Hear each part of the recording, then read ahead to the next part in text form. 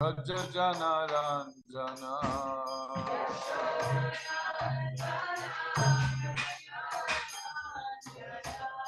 Yasoda Nandana Praja Jana Ranjana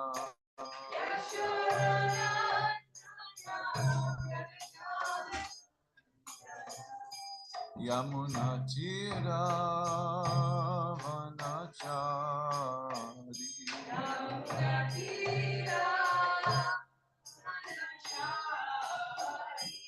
Yamuna Tira Vanachari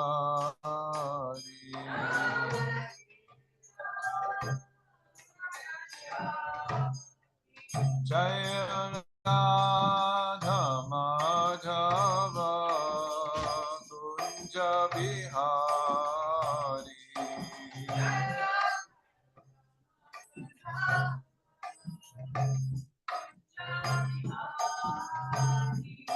Gopi Janavalabha Girivaradari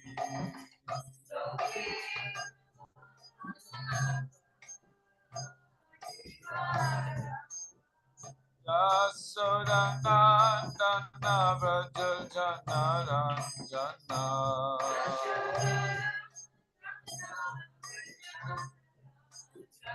Yamuna Tira Vanachari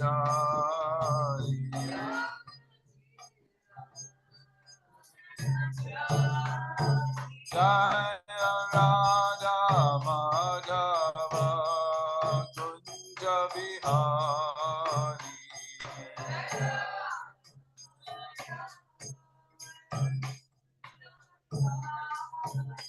Jaya Radha Madhava Kunja Bihari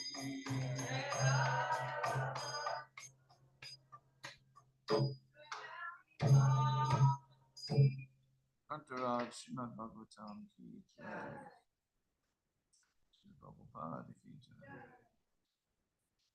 Good morning. Today we are reading from the Srimad Bhagavatam, second canto, chapter 7. And I think 7 and 8. Did you read 6 yesterday? Okay.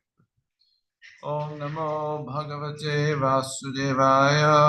Om Namo Bhagavate Vasudevaya. Om Namo Bhagavate Vasudevaya. Om Namo Bhagavate Vasudevaya. Om Namo Bhagavate Vasudevaya. Om Namo Bhagavate Vasudevaya. So, what is happening in the second canto?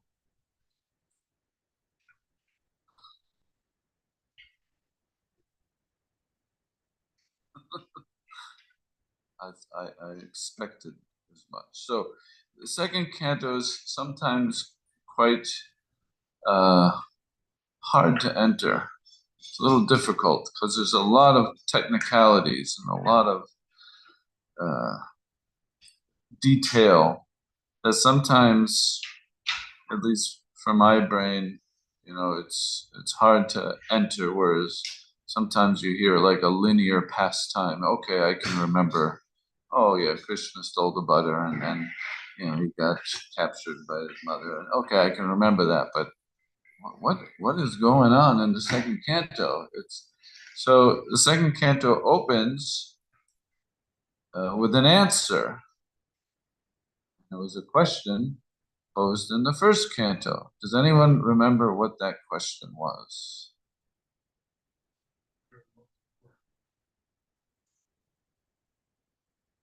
That was a statement in the first canto, but there was a particular question by Maharaj Brikshit at the end of the first canto.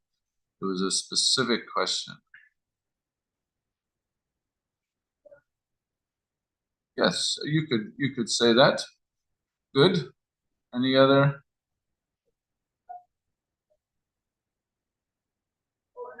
Not yet. That is a question coming. End of the first canto. The first question, my Mars prediction. Yeah. What is he is on the bank. We heard one or two chapters of Parikshit Maharaj at the end of the first canto. He's on the bank of the Ganges. He's fasting until death because he's been cursed. He only has 7 days, and so he's in a very personal predicament. You could say he has 7 days to live, and so naturally, if somebody who is very learned comes upon such a person, they would say, "Well, what should I be doing right now? Should I be taking care of my affairs? Should I go on a business venture? Should I do this or that? What is my duty? What is my duty as a human being?" So that's everybody, right? And then he also asked, especially for one who is about to die. Now we may think, I don't have to worry about that one, right? Not yet. But actually we do. Prabhupada explains in those purports that this is a perfect question for everybody. What is our duty? What should we be doing? And especially, how do we prepare for death? So that's how the second canto opens. And the first verse, Sukadeva Goswami, he utters, he said, what a great question that is. That is a great question, because it not only applies to every single living entity, but it applies to you personally. So when we ask questions, when we inquire from somebody,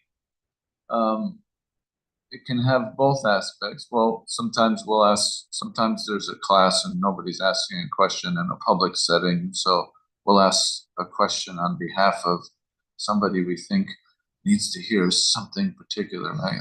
I'll ask on behalf of it. But then those questions that are very deeply personal to yourself, those are important for you. So he says that your question was perfect because it applies to you and it applies to everybody. Very good question. And so, what is the duty? His answer was the first half of that first chapter. Was you need to focus on transcendence. Your whole life you've been in the material world, in the material realm, doing activities as a king.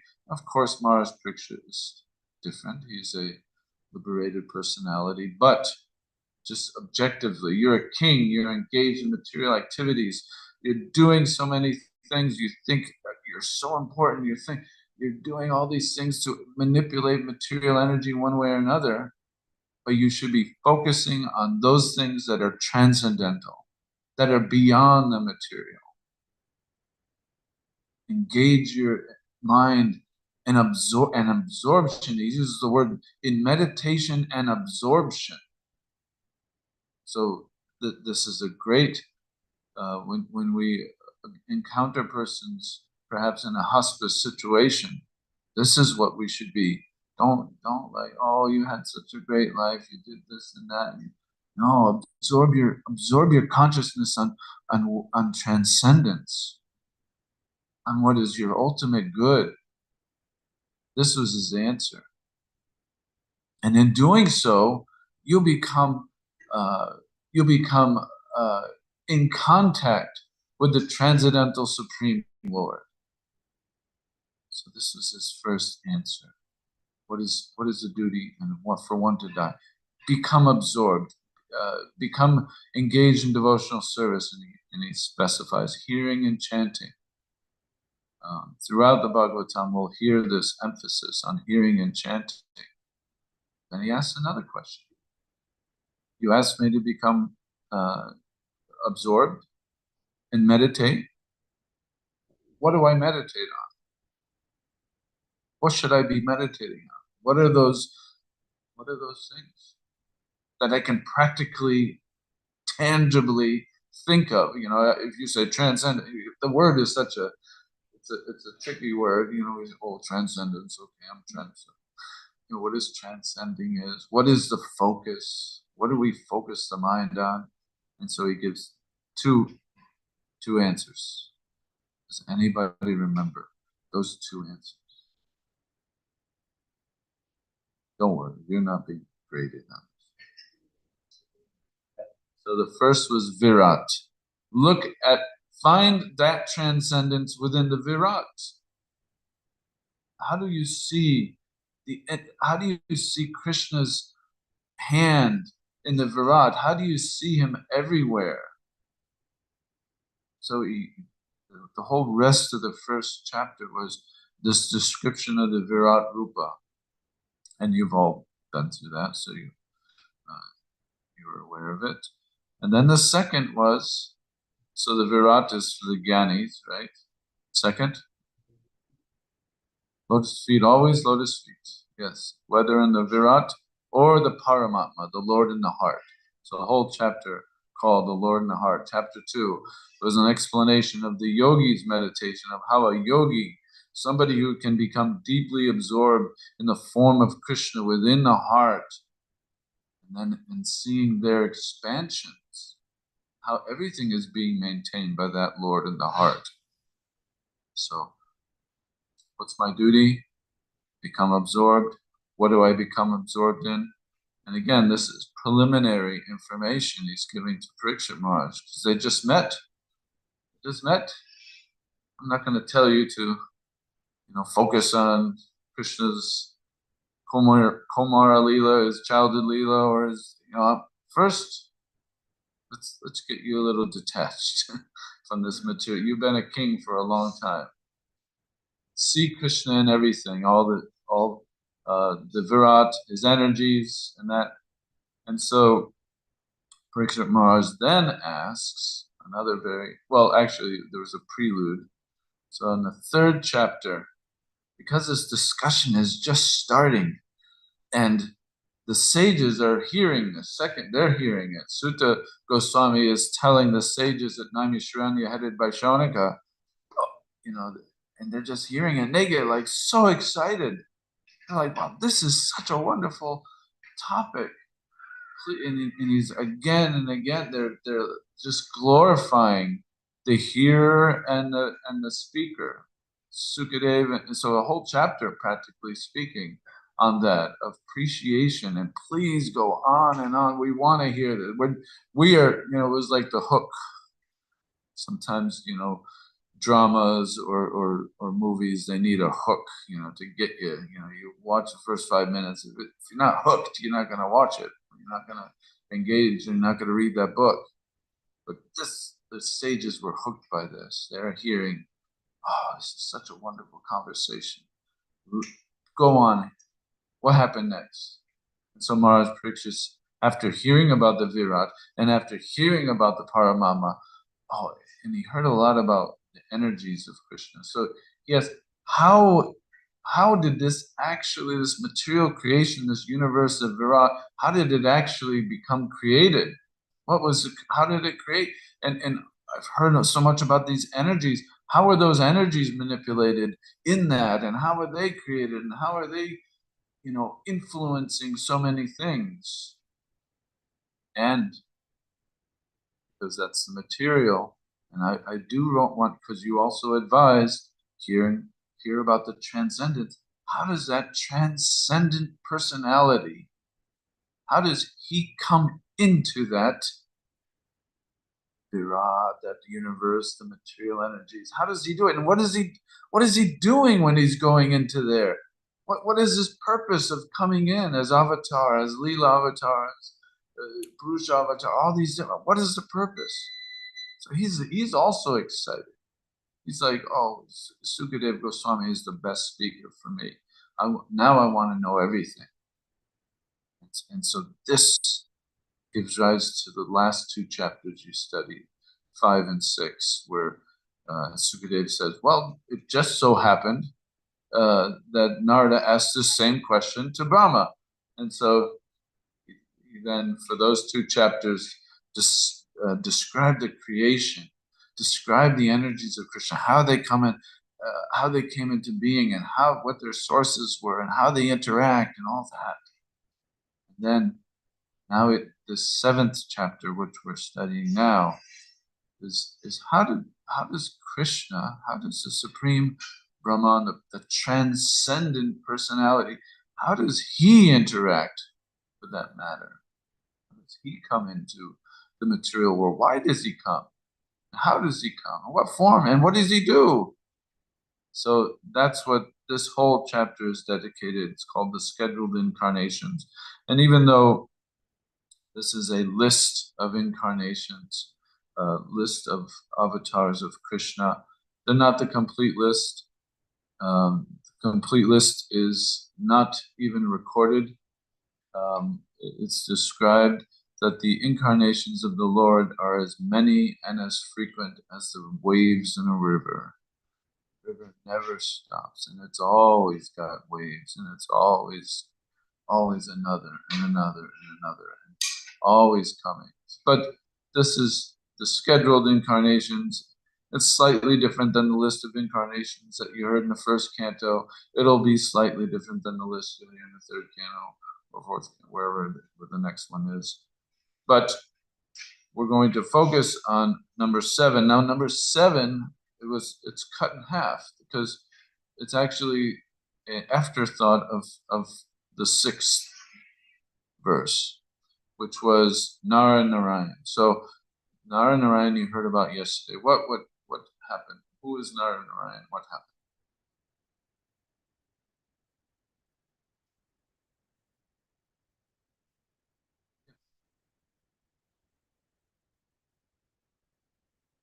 Are aesthetic sages who did tapasya in Badrinarai. Yeah. Parir Ashram, yes. And what was the incident that was brought in the verses? What are they famous for? All right, I'll tell you. So Nara Narayan Rishi, incarnations of the Lord, they came to teach um, uh, uh, devotional service, but they were in an ascetic form. So they were doing austerities, and the demigods, they thought, let's test these guys. They look so austere, so let's test them. And so they manifested their most beautiful damsels that they had in their camp, and they came and they were surrounding and dancing and jingling and this and that, trying to attract them. And the sages, now this is a very important point because this pastime again goes into the next verse, and we'll get into that in more detail. But so the reaction of Narayan contrasts the reaction of what we'll hear in today's verse. So listen, there you would think somebody, like if I'm trying to be very intent on something, and if somebody comes in and disturbs me, what do you think? What do you think I would do? Angry. What? Get out of here. Get off my back. Or, how many times, we're sometimes we're so intent on things, and we become so focused. You could say ascetics, that's certainly what they're doing. They're becoming quite focused on their meditation. And if something comes and disturbs them, the word disturb itself means there's some turbulence created. It's a disturbance, and then you react to it. And so the reaction of Narayan was quite extraordinary. They just looked around, and then they manifest because of the Supreme Personality of Godhead, manifested these incomparable beautiful damsels, so incomparably beautiful that the first set of damsels, they became like, oh my God, you see, they just became so shameful of like how let's say not to the same standard of beauty as those manifested by God Himself. And we if we remember high school, we remember this feeling, right? High school was filled with that. Like you'd go to school with a certain type of jeans or something, and it's not the right type of jeans, and they'll say, "Oh, look at you! Where'd you get that at Walmart?" It's like, oh, and you become all embarrassed, and it's like, oh, I have my whatever the Hare Krishna. My special designer jeans. Look at this, all my friends in my clique, we have our designer jeans, and so you see that in a high school situation. So it was like that. It was like such a contrast that they were so beautiful, and that was what was shared. It goes a little deeper in the 11th canto. This pastime is told. But then, so we're meant to have that image of Narayan's reaction. They were like completely unfazed. They got rid of the disturbance instantly. Now, today's verse, we'll see the contrast. And today's verse is not citing an additional avatar, but it's glorifying the previous one. It's glorifying Narayan. So ideally, I would think that these two would be together, but that's okay. We're going to let's go ahead and chant the Sanskrit. We'll do that. I'll chant it once, and then for those who want to give it a shot, it's in the Brahma Samhita type of meter. Kamam dadhanti kritino nanurosa drishta.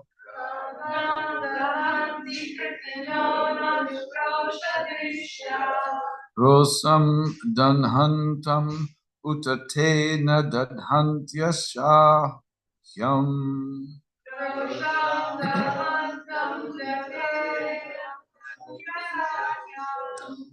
Soyam yarantaramalam pravishan bibheti.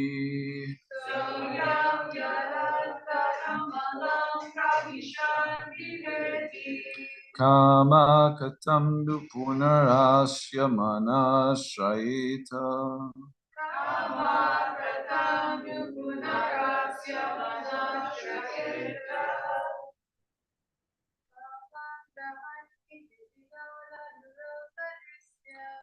Kamam dadanti kritino nanuroshatista.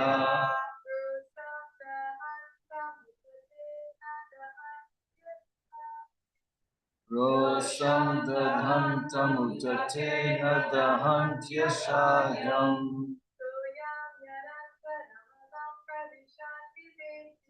Soyam yadantaramalam pravishan viveti.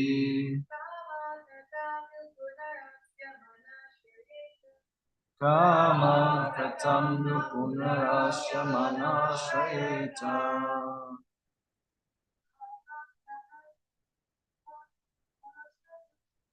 Kamam dadhanti kritino nanurosa drishya.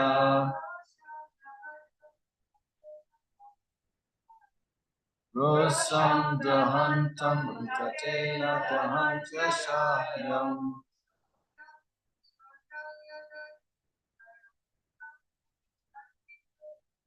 Soyam yadantadamalam pravishan vibheti.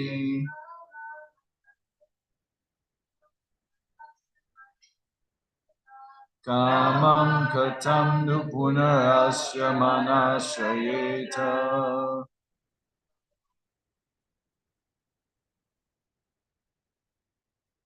Kamam dadhanti kritino nanurosa drishya.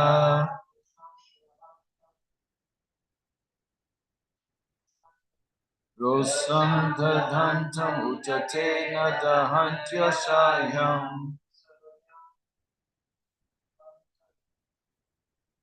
Soyam agantaramalam pravishan viveti.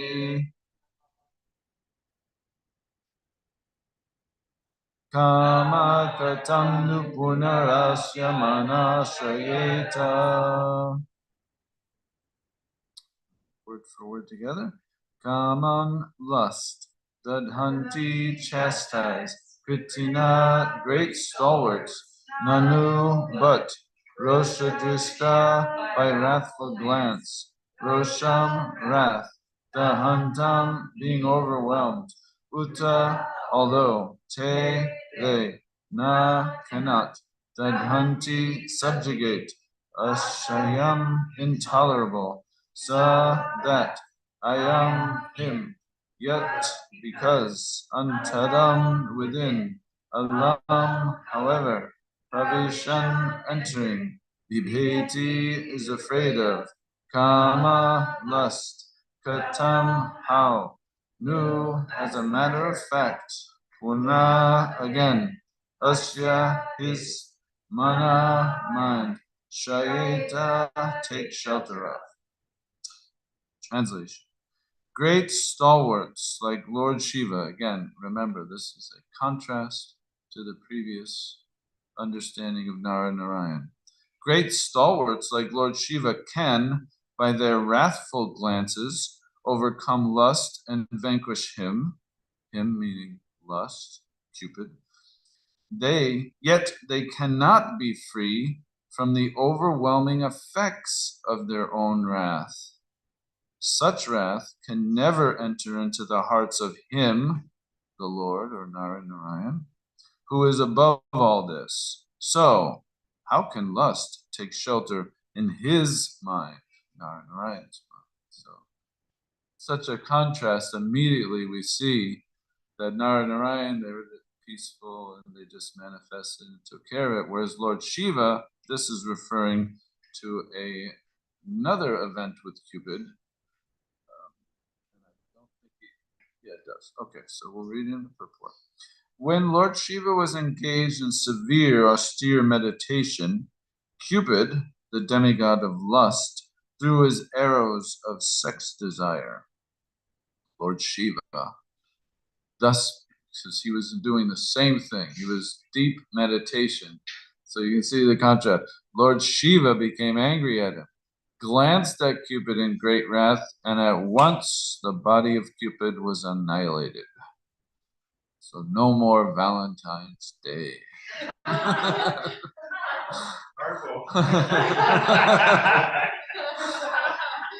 But he was reborn later.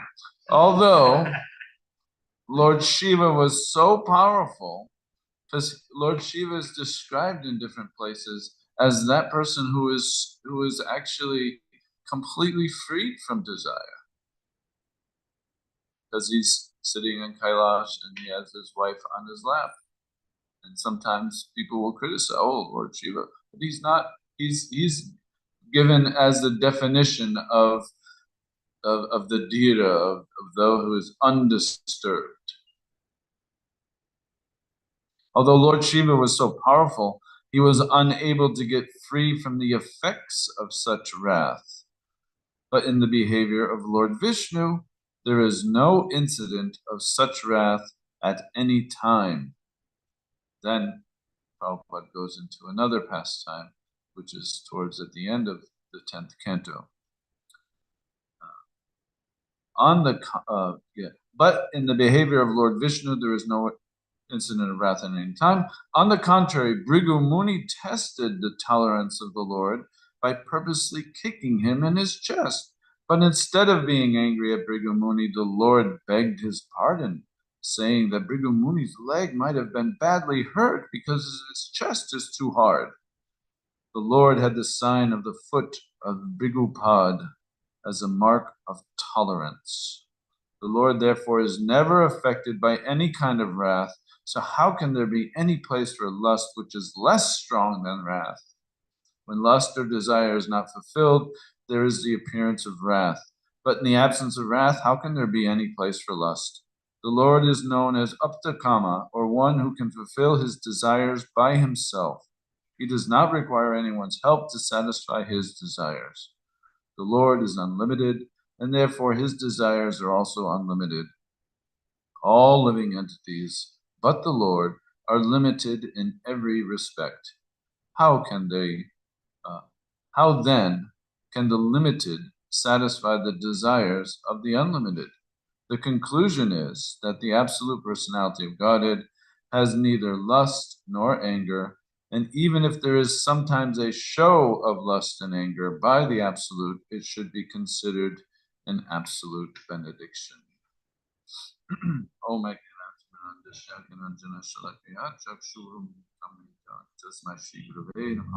Shri Chaitanya Manovistam Stapitam Yena Bhutale Svayam Rupa Kadam Tadati Swapanantikam Vanchakabhaturudascha Kripa Sundabhayevacha Patitana Pavanebhyo Vaishnavebhyo Namo Namaha Namaste Giriraj Shri Govardhan Namade Shri Shri Krishna Shri Paramananda Vrindavan Nidande Vishwabhujita Pushpasadana Vishwa Jivani Vishwabhavani Jivas.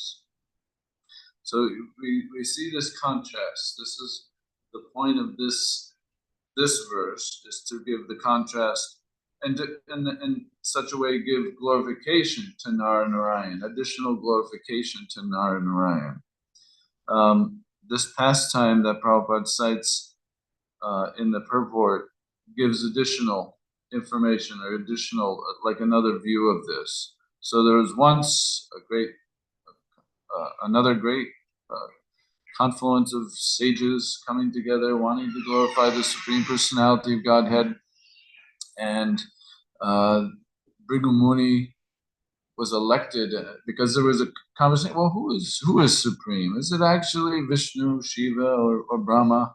I mean, because we interact with all of them in the universe. They're universal controllers. Who is actually supreme? I said, well, I think we could tell by their characters.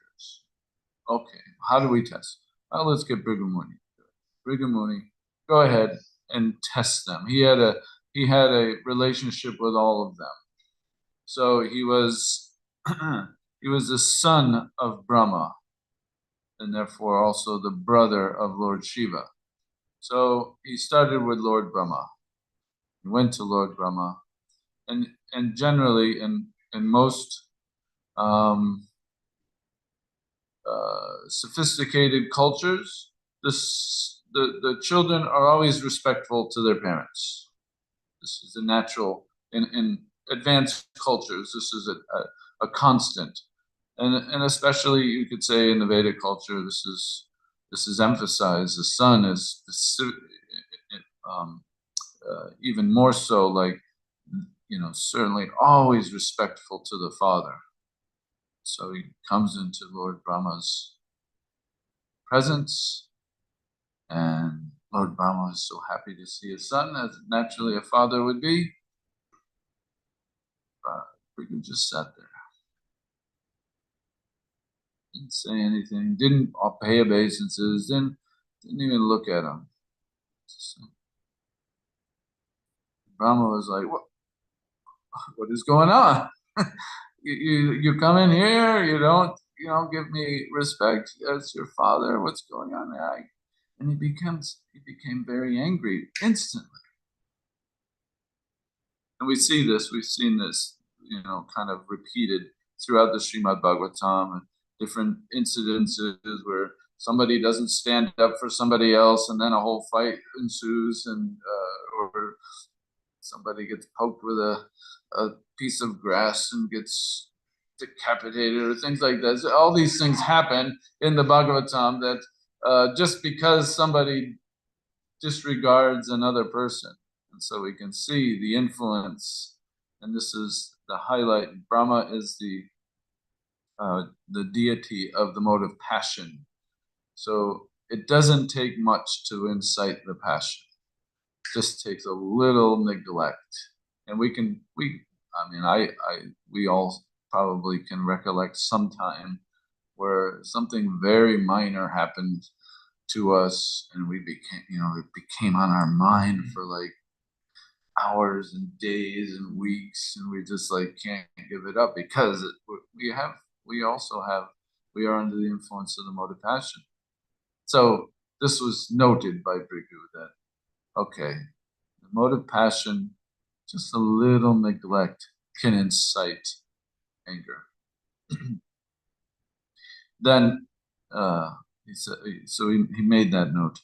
And then he goes to Lord Shiva, Mount Kailash. He went there, and Lord Shiva is known to be also very ascetic in nature.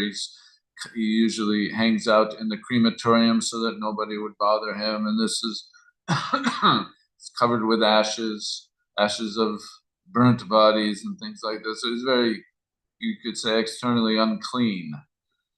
So Brigu comes into his presence, and Shiva's happy to see. Goes up to embrace.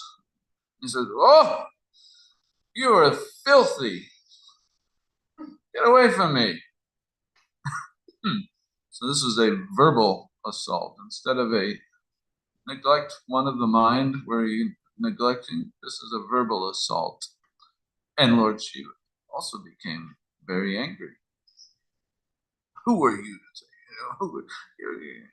I'm Lord. Don't you know who I am? I'm Lord Shiva. It's like the anger became so much. He was ready to curse him. And Parvati stepped in. Please don't. He's your brother. He's your brother.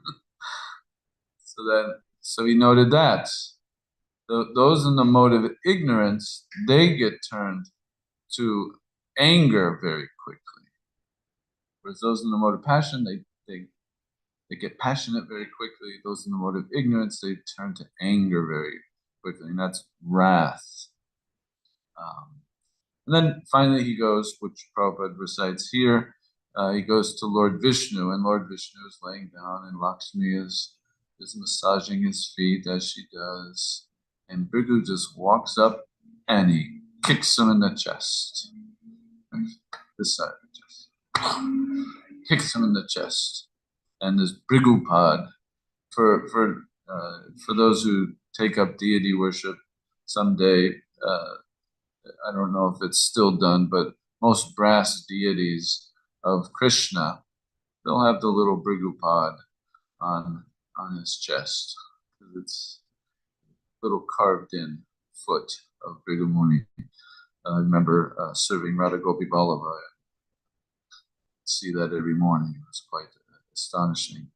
So kicks him in the chest, and then what do you expect? What would you expect? Somebody walks up to you and kicks you in the chest. Oh, you're gonna get up and you're gonna like at least stand up and look him down or something, right? But no, it's my God, did I hurt your foot? Is your foot okay? Sits him down, he starts massaging his feet, engages Lakshmi to help serve him. Oh, you're the best of the Brahmanas. Oh my goodness, what has happened? No. So this is to illustrate the danger of us going down these paths. And so Prabhupada mentioned that this mark of tolerance, this Brigupad, this is something that we should look for some tolerance, because we need to tolerate so many things. As Krishna tells Arjuna in the Bhagavad Gita, that you have to, the mind is troublesome. It's always troublesome. Is your Bhagavad Gita?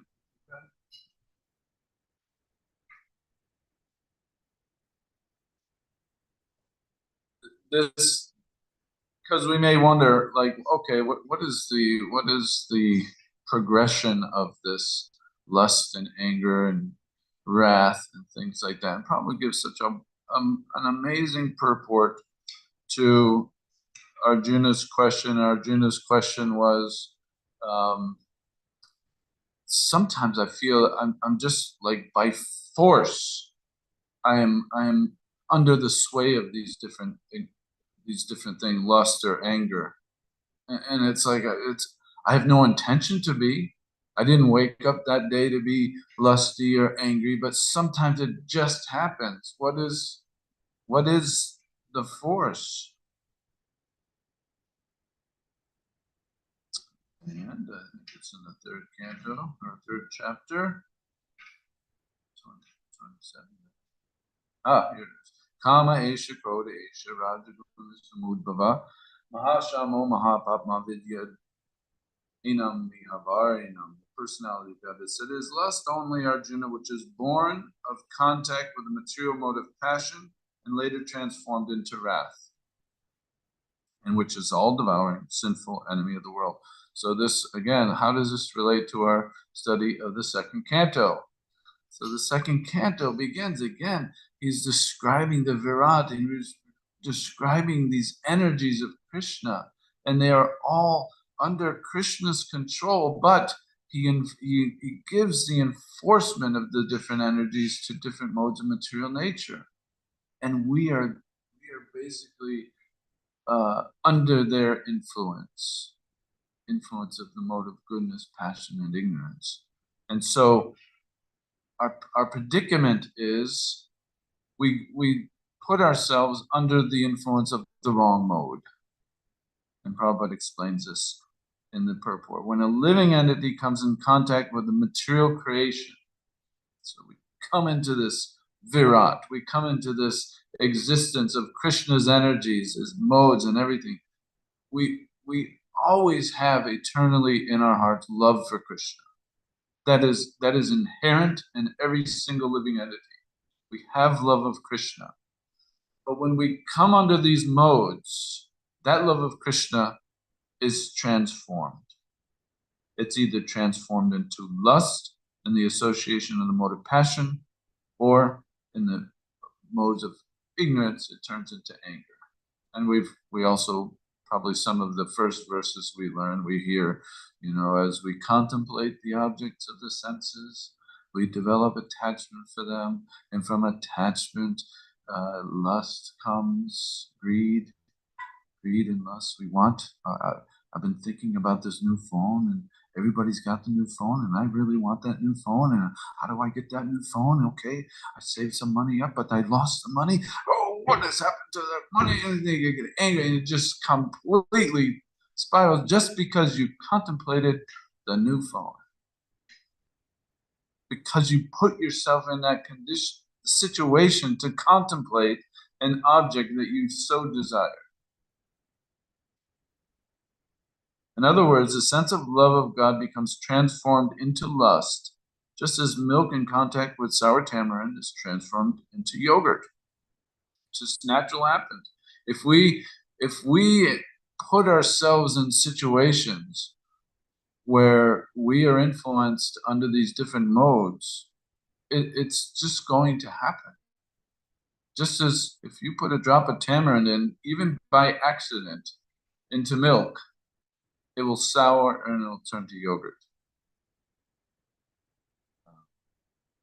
Then also, when lust is unsatisfied, it turns into the wrath, and wrath is transformed into illusion, bewilderment of memory. And then one falls into the material pool, right? Therefore, lust is the greatest enemy, and it is lust only that induces us to remain entangled. So, how do we get out of this? There's so many, and even in this purport, Prabhupada says, well, by engaging in activities that are in the mode of goodness, in actually purified goodness, in devotion to Krishna, then those activities, just as we added tamarind to yogurt, just as we do those activities, it turns automatically, when we engage in devotional service, almost automatically we'll start to feel nourished, satisfied. In this, in the teachings to Uddhava, end of the Bhagavatam, simultaneously, by doing devotional service, you become nourished, you become satisfied, peaceful, and devoted. So again, the warning is, when we hear a pastime like this, Lord Shiva's anger and Narayan's tolerance, we should get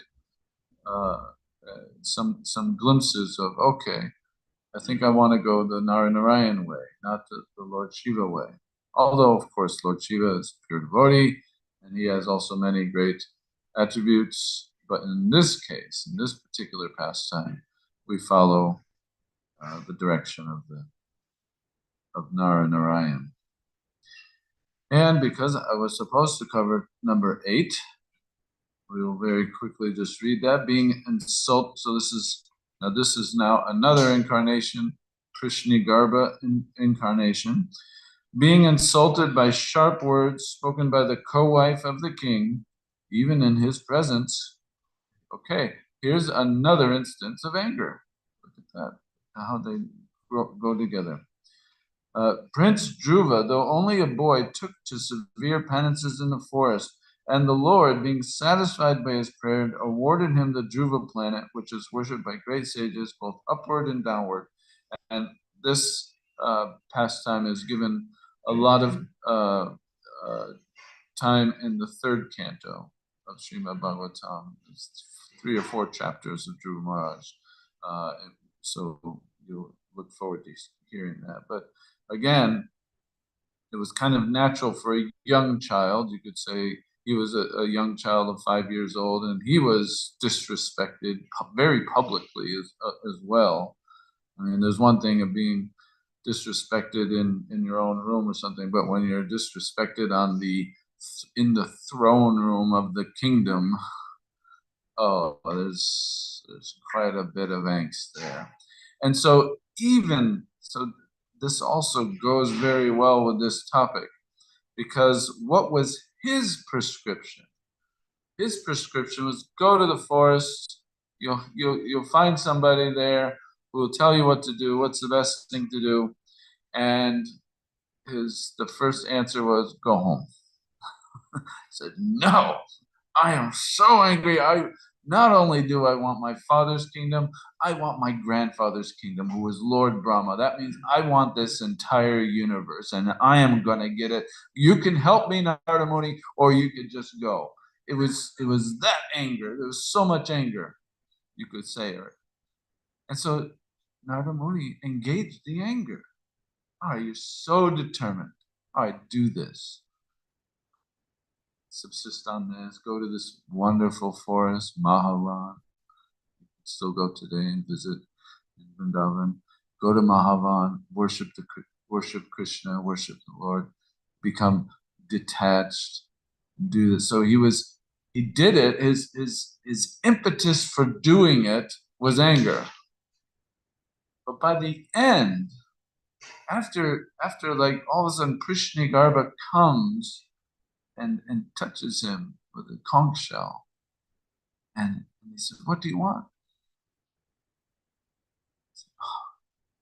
So I came here. I was so angry, and he likened it. I wanted some broken pieces of glass. Sometimes when we see an accident on the road, we'll see broken glass. Nobody is like, "Oh, look, there's broken pieces of glass. Let me collect it," right? Although broken pieces of glass, they look like diamonds sometimes, but they're worthless, absolutely worthless. I came here looking for broken pieces of glass, but I have found in you, through this process of devotional service, I found the greatest jewel. So I don't want anything. So again, the wrath was used as an impetus for determination to do devotional service. And so similarly, many of our other kamadina, katidana, katida, alita, nurnidesha, our kama, our lust, adi, our bad qualities begin with lust, kamadina. And adina is they become our Lord. It becomes our Lord, practically our master. And we obey katina, katida, with so many different forms that lust comes in. And in each form, katida, there are millions of different subdivisions of each one of those forms. And palita dunyades, I obeyed them fervently. Everything they say. And what did I get? No karuna, no chaptam, no pashanti. I didn't get any mercy. I didn't get any, I had no shame from doing lusty activities. Never became shameful. I've never felt guilty. No pashanti. And I was never, never peaceful. those lusty, it just kept coming and hitting me again and again and again. So this is the state. We come into this, but then that's not the end. Oh, Yadupate, with Buddhi Labda, with some intelligence, I'm seeing this. And therefore I am going to Sharanam Abhayam. I will now fully surrender myself to that place which is fearless. No more fear, no more anxiety. In engagement in devotional service to Yadupate, the old great king of the Yadus. And what is Nikunjvatmadasye? What is my desire? What do I want out of this? I just want to be your Atmadasya. I want to actually serve you personally. That's quite a request. I want to serve you personally. So recognizing we are subject to lust, kamadina, but this is our desire. So we engage in devotion. And that determination, we can use the determination that we may get when we trip, because we do trip. We'll trip many times, oftentimes. Dhruva, all these examples, we become subject to lust. Okay, I said, okay, now I'm determined. So that's some of the ideas we can get from these verses, today's Bhagavatam. Any quick questions? I know I'm a little over time. Questions or comments? Yeah.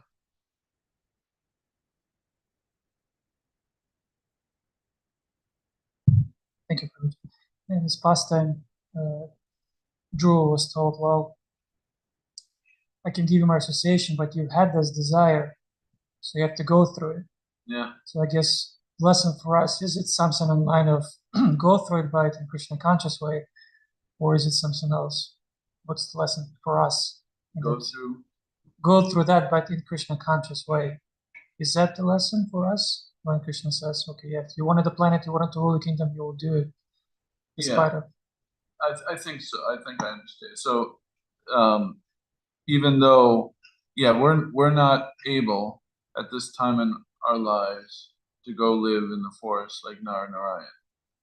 So therefore, we have to work, we have to act, we live in a certain country, a certain community, a culture, or whatever, where there's expectations, there's dharma, you could say. We have some expectations of duty to do, but at the same time, we're doing devotional service. And so we may be given, from that devotional service, we may be given great opportunities that we could get bewildered from. Just as Dhruva, even though Dhruva said, I don't want anything now, still he was given Dhruva Loka, which was practically a Vaikuntha planet, not subject to annihilation at the end of the universal destruction. And he had to rule it. But I didn't want it. No, you got it now. But then he's fixed now. He's fixed. Now he knows exactly, oh, Prishnigarba, oh, my Supreme Personality Godhead, I just want to do service. Now I have this great opportunity to service. That's kind of like the difference between there's Bhoga, Tyag, and Bhakti. So Bhoga means we enjoy everything we see, right? We want to enjoy everything we see. And then there's Tyag, I don't want anything. And then there's Bhakti, you use it in Krishna service. Prabhupada gives an amazing example about this. I was just listening in a class the other day. He said, just like, all right, let's just say this is a public place. In the hallway, as we're going out to breakfast, somebody sees a $100 bill. Now we have three things we could do. The first thing is we put our foot over it.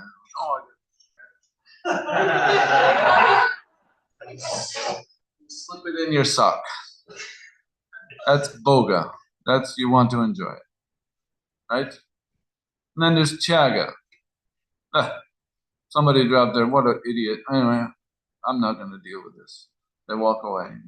They leave it there. So that's tyaga. That's no good either. But bhakti would be, oh, there's $100 bill. I know it's not mine, but somebody needs this. It was somebody's, and it belongs to somebody. Let me find that person and let me give it to them. Huh? Okay. All right. Are you dropping $100 bills? So you can expand on that too. That well, everything. This is like Rupa Goswami's whole Yukta Vairagyam Uchate,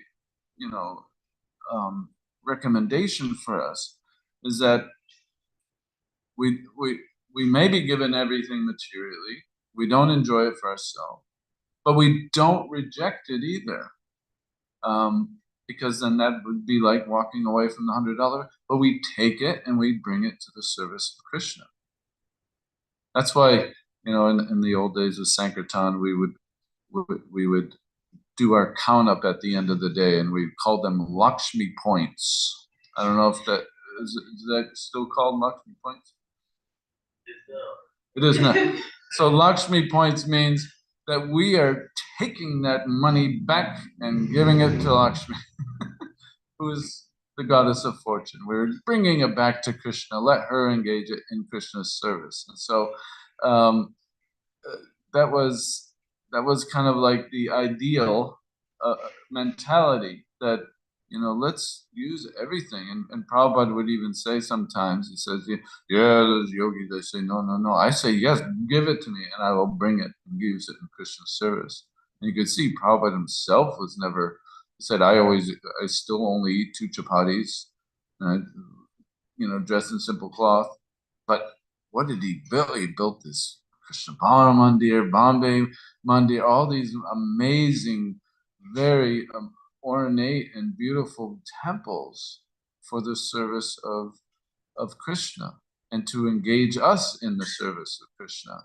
So, and for that, he said, I'll expend unlimited Lakshmi, unlimited crores which is millions and billions and thousands, and we will spend extensively for Krishna. But for myself, take nothing. Take just what we need to keep our body and soul together. So, yeah, we may be given a big opportunity, we may be given things, but the mentality should still remain constant that this is for Krishna.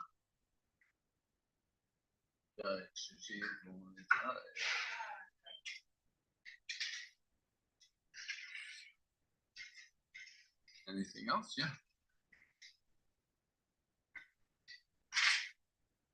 Sure, if this will take time, so if you wish, you can continue at breakfast. But I was seeing that in the purport, Srila Prabhupada says that wrath is more powerful than lust, because in the case of Lord Shiva, he could easily burn lust, but he's still subject to anger. So if we're able to conquer our anger, does that mean we are also, we can also conquer lust? Yeah, if you, because just think about it, if we're contemplating objects of senses and we become greedful and we really want it, and if for whatever reason at that point we got it, somebody stole it, we could get very angry about that. But if you then you'll start kind of going backwards in that. Well, what caused me the anger? Oh, it was because I was so lusty for it, so greedy for it. Okay, well, how do I depart from that? Okay, let me not contemplate so much, or not put myself in contemplation so much. And so you kind of go backwards through that cycle. And there's different ways to do that. There's, of course, you could close yourself in a airtight room and not have any external contact with the world, or just like we want to hear something. We always want to hear something. So we can turn the radio on and we can hear something, or we can turn a recording on and we can hear something. The hearing is the same. The oratory activity of hearing is there, but they'll have two different complete effects on us. If one is saying, dance and dance, if one is like that, then we're going to want to dance. And if one is, you're hearing a lecture on doing service to Krishna, or you're hearing Hare Krishna, if you're hearing the kirtan, then you're going to want to engage in Krishna service. So, yes, each one of those is progressively worse, you could say. The wrath, bewilderment of memory, illusion, and diving down into the pool, or okay, if I can control it. But it doesn't mean, okay, I won't act. There's thinking, feeling, and willing too. We also have that kind of like a 3-course meal. Is, just because we don't will doesn't mean that we're not on shaky ground if we're just thinking and feeling. So we have, there's so many examples of those who are, I think even the Bhagavad Gita says Krishna that they're just pretenders, even though externally they haven't done the willing, but in their thinking they're trying to enjoy. That's not good either. So there are ways to kind of go backwards in that cycle, and a lot of times it's just the recognition, like this prayer by Rupa Goswami I recited, Kamadina. He's recognizing that, yes, I was under the influence of lust in so many ways, in so many different facets. I recognize it, and so every time you once kind of start going down that road, you remember that. You try to remember that. That's why, like, people try to memorize verses, or they memorize sayings, or they have, we surround ourselves with things that help us remember these things. Last week, I'm in a little group of devotees. We get together and we sing songs of Bhaktivinoda Thakur, and we just started this section of one of the books where he's praying directly to Krishna about these problems. I'm such a sinner. I'm such a sinner. But you, Tomara Shakati, you have this power. You have the power to completely eradicate it. So the more we're thinking of that, how could our mind even attempt to go elsewhere? If we're thinking of that, if we're thinking of Krishna, Lord of the Gopis, oh Gopinath, if we're thinking of him, and we're thinking of the effect, and then, the next song, actually, I did bring it, because I always bring it, because there's always something applicable.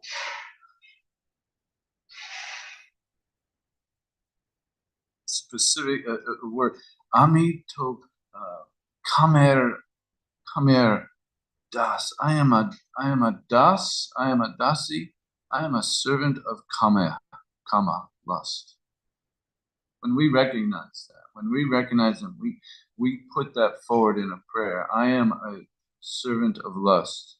Say, I am the most faithful servant of lust. So many desires for mundane sense enjoyment are dawning within my heart, and I am being choked by the noose, the pasha, the karma panse. I'm being choked by the noose of the reactions I get from having that lust. Because even though we may not do the wrath and get to the wrath, the lust itself is choking our ability to think and serve to Krishna. So it's choking us, choked by the noose of fruitive actions and reactions. O Gopinath, tell me, when will I finally wake up and abandon afar my most formidable enemy in the form of lust? I will only be able to do so if you would kindly manifest yourself in my heart. What a prayer. If we could have a prayer like that, take his prayer and use it for our own memory to be, oh, phone goes off. I get it. there's radio advertising. There's an old song. The TV says you have to have a white shirt like me, and you have to, if you're going to be a good cool dude, you're going to have to smoke the same cigarettes as me. It's like these things, and it's these things. If we come in contact and we get influenced by that, then we're not being influenced by this, by Bhagavatam. So, oh, Hare Krishna. Okay. Well, there was actually, I'll say there was a devotee named Narantara. If anybody knows Narantara, he was a rock and roll devotee, and he made up he made a new version of that song. I just get more satisfaction because I chant and I chant and I chant and I chant. Hey Rod, hey. Okay. All goes to Srila Prabhupada.